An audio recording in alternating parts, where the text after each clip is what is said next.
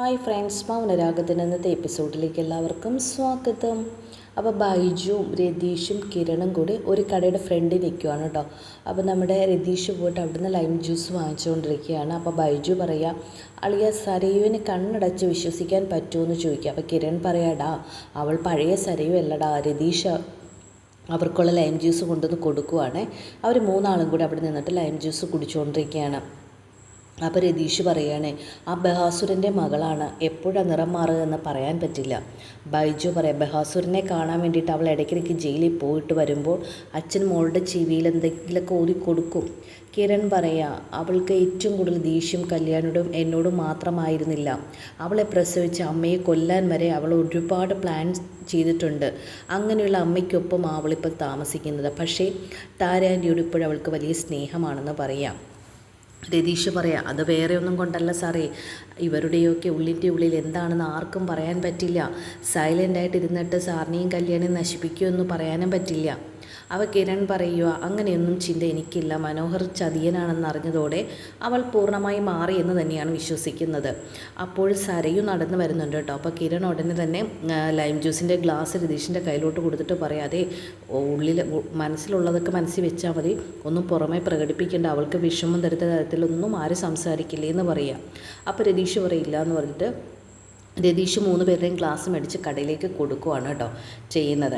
അപ്പോൾ കിരൺ ചോദിക്കുക, വന്നിട്ട് എന്താ എടീന്ന് ചോദിക്കുക. അപ്പോൾ സരയു പറയാം, അവൻ്റെ താമസ സ്ഥലം ഏതാണ്ട് മനസ്സിലായി. അപ്പോൾ രതീഷും ബൈജുവും കിരണും കൂടി നിന്നിട്ടാണ് ഇവർ സംസാരിക്കുന്നത്.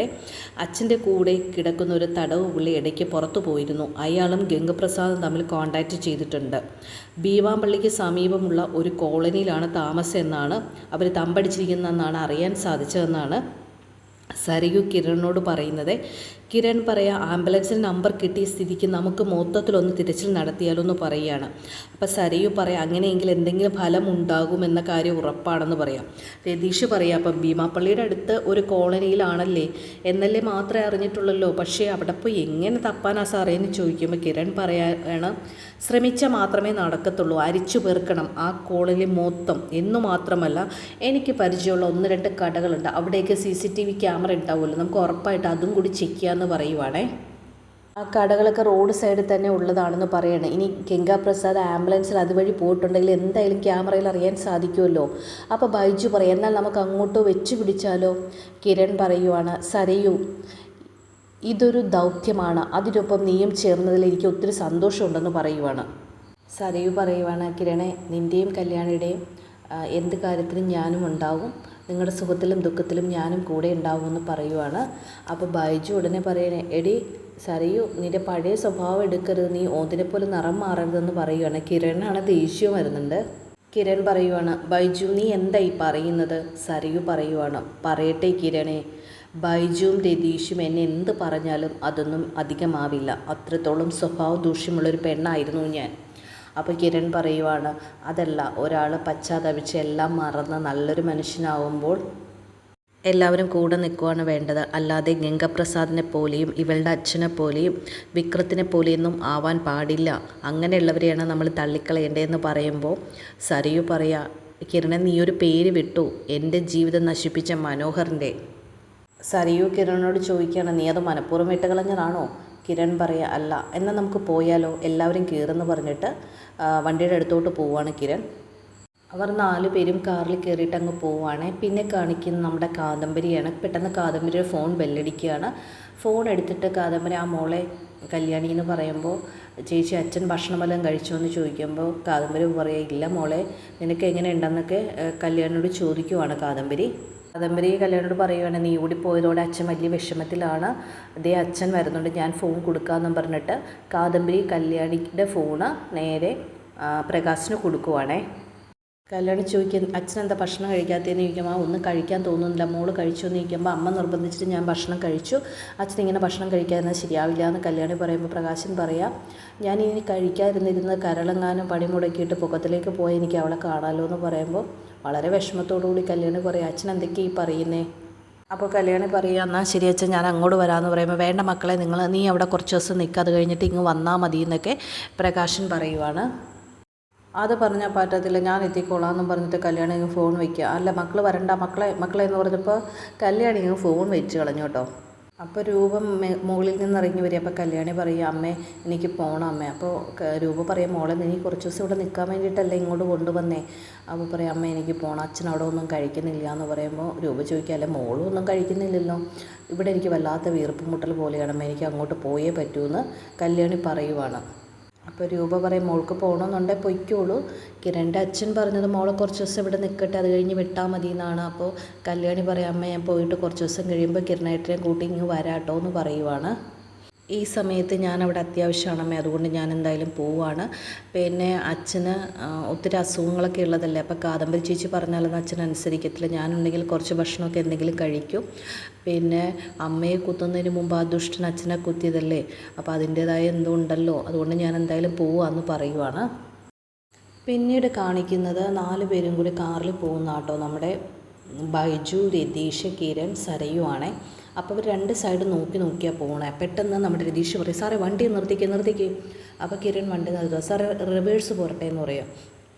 റിവേഴ്സ് പോരുമ്പോൾ സാറേ ദേണ്ട ഒരു ആംബുലൻസ് കിടക്കുന്നു, എല്ലാവരും നേരെ അങ്ങോട്ട് നോക്കുവാണ്. എന്നിട്ട് കാറിൽ നിന്ന് എല്ലാവരും ഇറങ്ങുവാണ്. അപ്പോൾ കിരൺ പറയടാ ആ നമ്പർ എടുത്തെന്ന് പറയും. ബൈജു ആ നമ്പർ എടുത്ത്, ഇത് തന്നെയാണ്. എല്ലാവരും അങ്ങനെ ഗേറ്റ് തുറന്ന് അകത്ത് കയറുവാണ് കേട്ടോ ചെയ്യുന്നത്. അവിടെ നോക്കുമ്പോൾ ക്യാമറ ഇരിപ്പുണ്ട്. അപ്പോൾ രതീഷ്, ബൈജു ഇവിടെ നിൽക്കുക, ഒരു കാരണവശാലും ബെല്ലടിക്കരുത്, സരയും ഞാനും കൂടി പിന്നാമ്പുറം വഴി പോകാമെന്ന് പറയുകയാണ്. അങ്ങനെ പിന്നാമ്പുറത്ത് ചെന്നിട്ട് ഡോറ് തള്ളി നോക്കിയിട്ട് ശരിയാകും 2-3 പ്രാവശ്യം ഇടിച്ച് അത് പൊളിച്ച് അകത്ത് കയറുവാണ് കേട്ടോ ചെയ്യുന്നത്. പിന്നാലെ സരയും കയറി എല്ലായിടും നോക്കി മുകളിലത്തോട്ട് കയറി.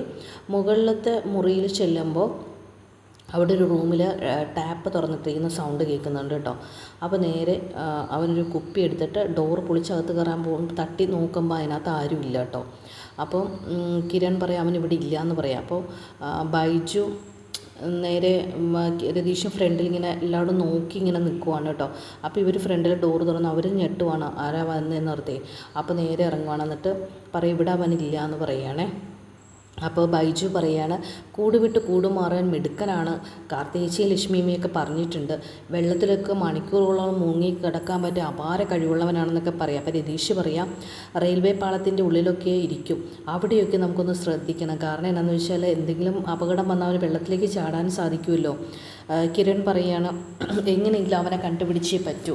അങ്ങനെ അവർ 4 പേരും കൂടി അവിടെ നിന്ന് ഇറങ്ങുവാണ് കേട്ടോ. പക്ഷേ ഈ സംഭവങ്ങളൊക്കെ ലാപ്ടോപ്പിലൂടെ നമ്മുടെ ഗംഗാപ്രസാദ് കാണുന്നുണ്ടായിരുന്നു. കാരണം എന്താണെന്ന് വെച്ചാൽ അവിടെ ക്യാമറ വെച്ചിരിക്കുന്ന ഇവൻ്റെ ലാപ്ടോപ്പിലെല്ലാം നോക്കുന്നുണ്ടായിരുന്നു. ഗംഗ പറയാം, നമ്മളവിടെ ആംബുലൻസ്, പിന്നെ കാണിക്കുന്ന ഗംഗയും സ്റ്റെഫിനെയാണ് കേട്ടോ. ഗംഗ പറയാം, നമ്മളവിടെ ആംബുലൻസ് ഇട്ട് വീട്ടിലേക്ക് ക്യാമറ വെച്ചത് എന്തായാലും നന്നായി, അതുകൊണ്ട് ഇവിടെ നിന്ന് എല്ലാം അറിയാൻ സാധിച്ചല്ലോ സ്റ്റെഫി എന്ന് പറയാം. അപ്പോൾ സ്റ്റെഫി പറയാം, ഭാര്യയുടെ അമ്മയുടെ മരണത്തിന് പ്രതികാരം ചെയ്യാൻ നടക്കുമല്ലേ അവനെന്ന് പറയുമ്പോൾ ഗംഗ പറയാം, അവൻ പെട്ടെന്ന് ഉയർത്തെഴുന്നേറ്റു, അസ്ഥി നിമഞ്ജനം ചെയ്ത ഉടനെ തന്നെ അവൻ തപ്പി നടക്കുക, എന്താ തോന്നുന്നത്, ഇവനെ തന്നെയാണോ നമ്മൾ ഏറ്റവും കൂടുതൽ സൂക്ഷിക്കേണ്ടത്, കാരണം ആയുധമായിട്ട് ഇവൻ്റെ മുന്നിൽ ചെന്ന് നിന്നാലും പിടിച്ചു നിൽക്കാൻ ഭയങ്കര ബുദ്ധിമുട്ടാണ്, അത്രയ്ക്ക് കഴിവുള്ളവനാണ് ഇവനെന്ന് പറയുവാണ് കേട്ടോ ചെയ്യുന്നത്. അപ്പോൾ ഇവൾക്ക് അല്ലെങ്കിൽ തന്നെ നമുക്കൊരു തോക്കാണെങ്കിൽ കുറേ ഡിസ്റ്റൻസിൽ നിന്ന് വേണം, അല്ലെങ്കിൽ ഞാൻ അവിടെ നിന്ന് തന്നെ ചാടിക്കളയുമെന്ന് പറയണം കേട്ടോ. അപ്പോൾ സ്റ്റെഫി പറയണം, നീ ഇല്ലാതെ എനിക്ക് പറ്റില്ല എന്ന് പറയുമ്പം നമ്മുടെ ഗംഗാപ്രസാദ് പറയണം, അതുകൊണ്ടാണ് ഞാൻ പെൺവിഷയങ്ങളിൽ പോയിരിക്കും, നമുക്കൊന്നിച്ച് ജീവിക്കാൻ സാധിക്കുമോ, നീ വിഷമിക്കേണ്ട. എന്നിട്ട് പറയും, നീ ഡ്രസ്സൊക്കെ മാറുക, നമുക്ക് കുറച്ച് കാലം മാറി നടക്കേണ്ടി വരുമെന്ന് പറയുകയാണെ. അങ്ങനെ അവൾ ഡ്രസ്സ് മാറാൻ പോകുന്നതോടെയാണ് ഇന്നത്തെ എപ്പിസോഡ് അവസാനിക്കുന്നത്. അപ്പോൾ വീഡിയോ ഇഷ്ടപ്പെട്ടിട്ടുണ്ടെങ്കിൽ എല്ലാ കൂട്ടുകാരും തീർച്ചയായിട്ടും വീഡിയോ ഒന്ന് ലൈക്ക് ചെയ്യുക, ഷെയർ ചെയ്യുക, സബ്സ്ക്രൈബ് ചെയ്യുക. അപ്പോൾ അടുത്ത എപ്പിസോഡിൽ നമുക്ക് വീണ്ടും കാണാം. എല്ലാവർക്കും ബൈ ബൈ.